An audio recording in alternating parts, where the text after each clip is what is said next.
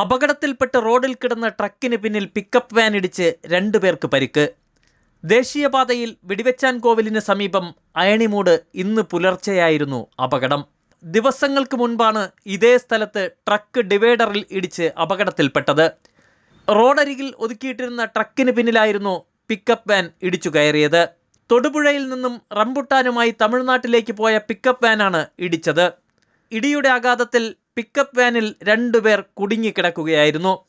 നാട്ടുകാരും ഹൈവേ പോലീസും ഫയർഫോഴ്സും എത്തിയാണ് അപകടത്തിൽപ്പെട്ടവരെ ആശുപത്രിയിലെത്തിക്കുന്നതിനുള്ള നടപടി സ്വീകരിച്ചത്. ഏറെ നേരത്തെ പരിശ്രമത്തിനൊടുവിലാണ് വാഹനത്തിനുള്ളിൽ അകപ്പെട്ടവരെ പുറത്തെടുത്തത്. രാത്രികാലങ്ങളിൽ ഈ പ്രദേശം അപകട മേഖലയായി മാറുകയാണെന്നും പ്രദേശവാസികൾ പറഞ്ഞു.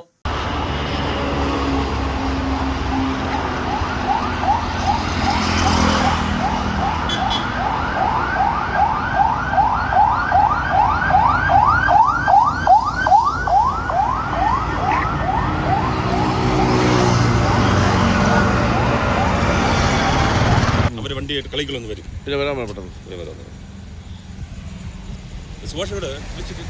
സുഭാഷ് എത്താറായിരുന്നു.